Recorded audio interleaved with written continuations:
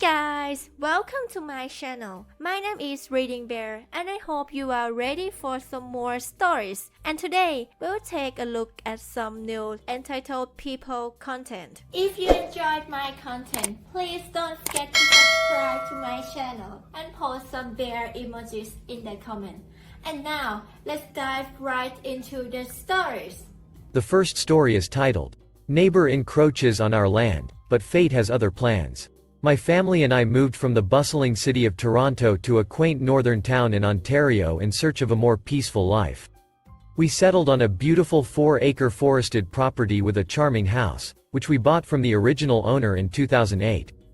During one of our conversations, the owner mentioned that the northern neighbor's driveway seemed a bit too close to our property line. But, as busy as we were with our move, I didn't pay much attention to it at the time. A few months after settling in, I noticed that our neighbor's house, built on a slab, seemed to have some drainage issues. Every time it rained, water would seep into their ground floor. Then one day, the neighbor rented an excavator and dug a deep ditch along our side of his driveway, dumping rocks and debris onto our land. Several mature black maple sugar bush trees on our property were destroyed in the process.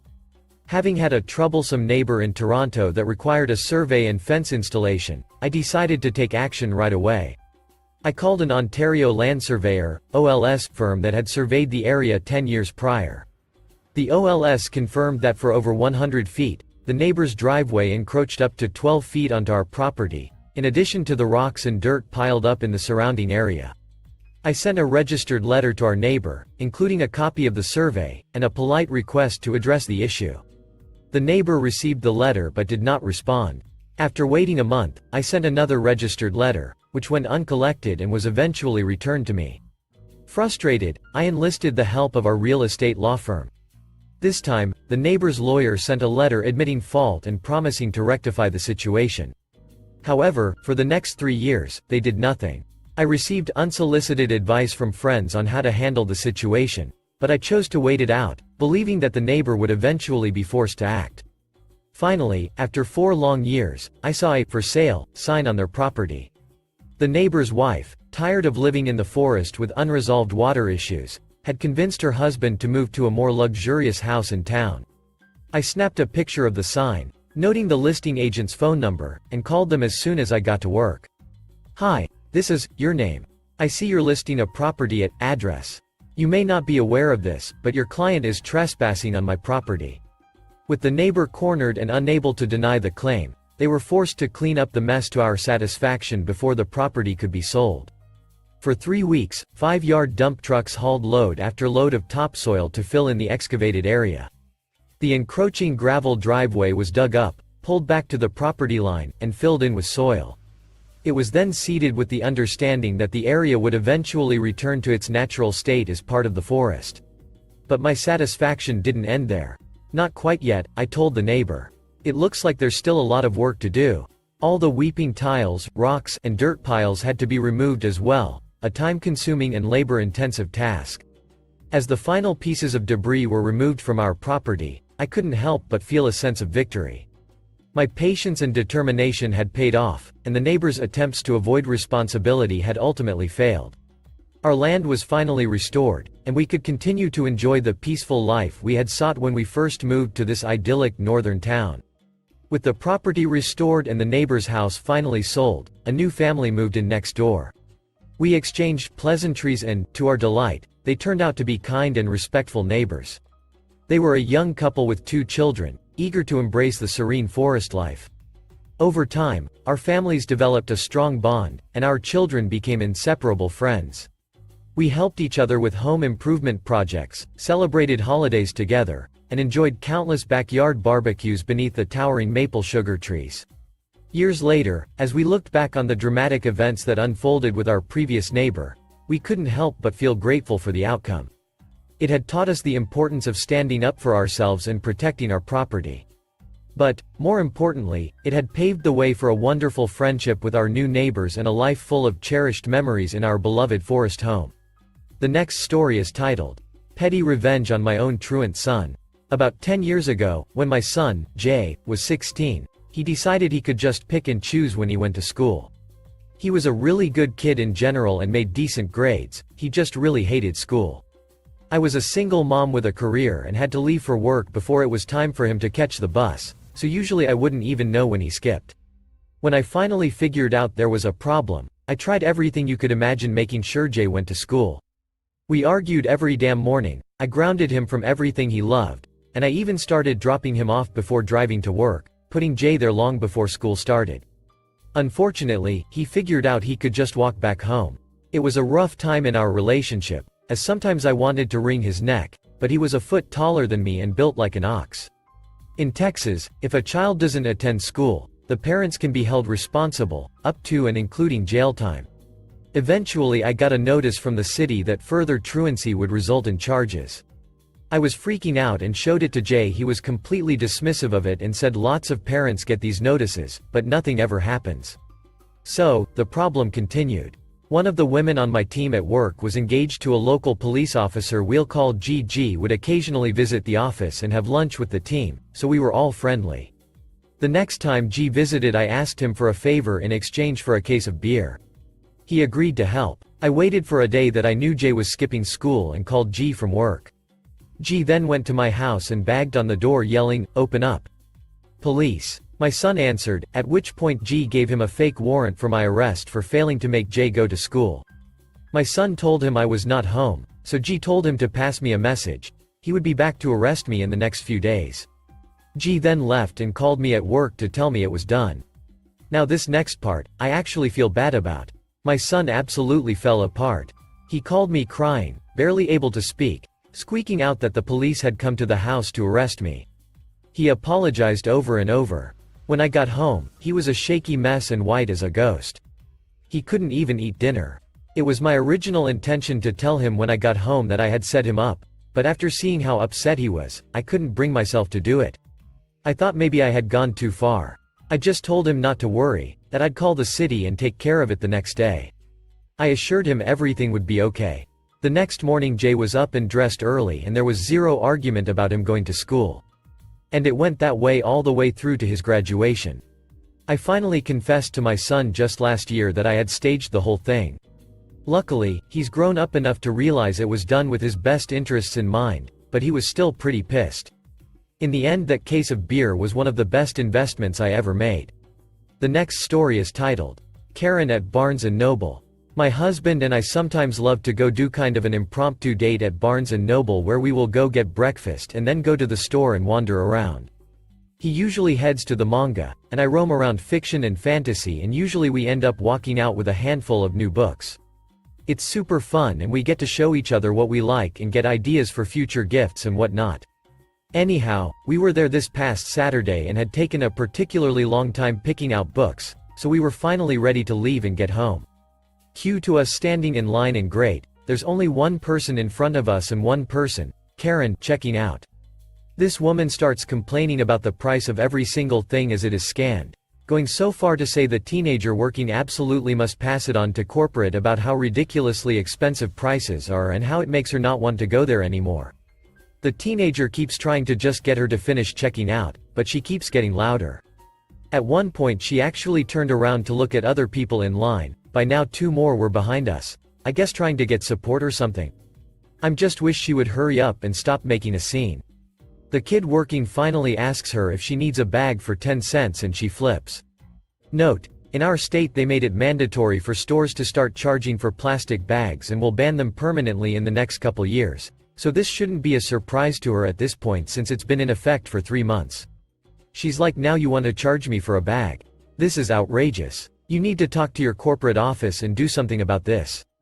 The cashier, my hero, literally did not react at all to her screaming at him and was just like, okay, have a nice day. Anyway, I almost cheered when she finally left the store. Like, if you don't want to pay that price, just leave and don't shop there. You are screaming at an hourly teenager and holding the line up isn't going to change anything, and you aren't getting any support from anyone by acting a fool. The next story is titled, I didn't even mean for this to happen. When my new neighbor and I met for the first time when she moved in, I was holding my 8-month-old girl. New neighbor. I sure hope that baby doesn't make a lot of noise, I'm so not up for that. Bit surprising when she did almost all of her home improvement from 2000 till midnight and the tone was set. She complained about baby noises and just about everything we did in the house and or garden to the housing corporation, and she didn't want to sit down for a talk, so I simply ignored her for ages. She ignored me too. Apart from some nasty comments to friends or her boyfriend about me, no idea why I deserved that. Some random Friday in the summer, doorbell rang.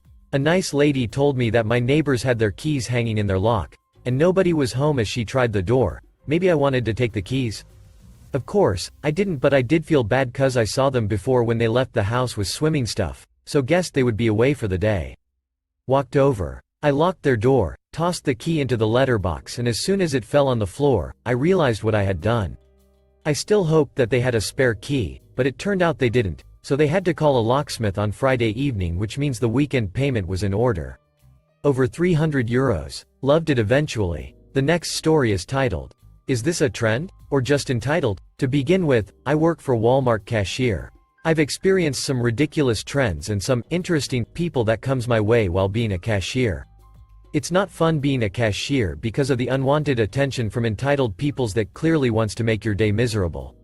So, for those who doesn't know, Walmart isn't theft-proof guaranteed. My store has been robbed quite a lot recently, and having pressured by managers to keep an eye out for any suspicions of potential thefts isn't helping with customer satisfaction, but it helps keep our jobs and less cut hours.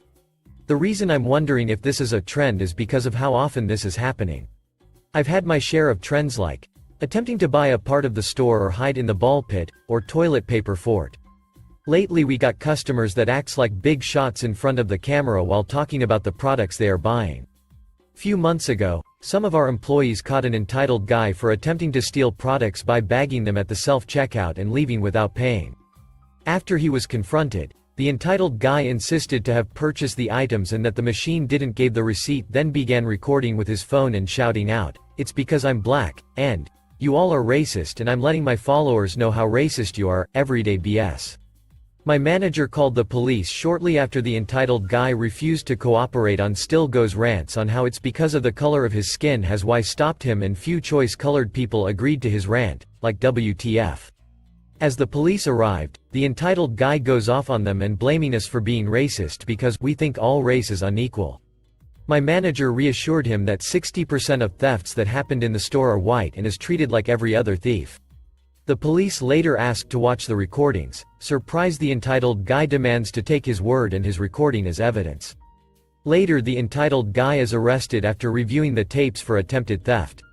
Few days later after entitled guy arrests. Same incident, different person that also ranted while recording to his followers on how racist we are, while also trying to steal at the self-checkout, and eventually got arrested for attempted theft. After that, we got backlash of hate speech from customers. Racists shouldn't work in any stores.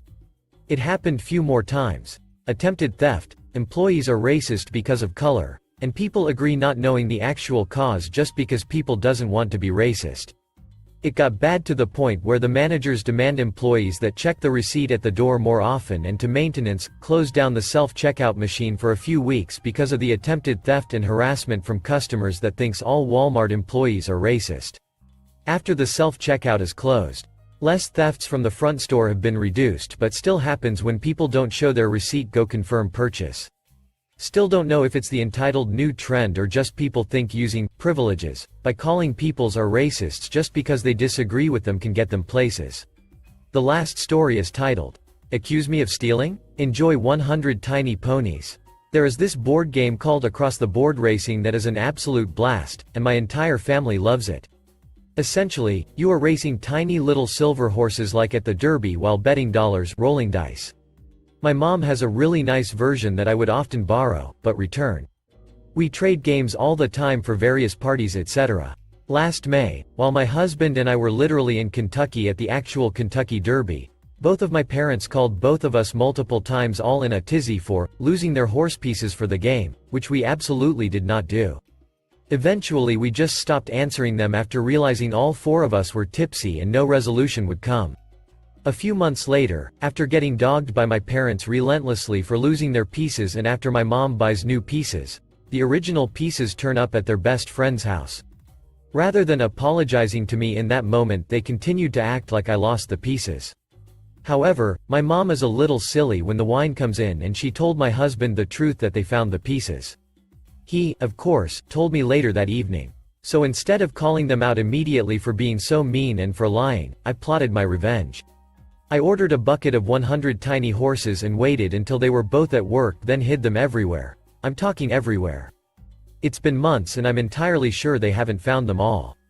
I put them in their ice cream, in the dishwashing detergent, in the bathroom, tucked into their bed, everywhere. I put them in their car, on the mantle, in the mailbox. You name it, there was probably a tiny horse hiding. When my mom and dad got home to a pony assault, they obviously called me, confused.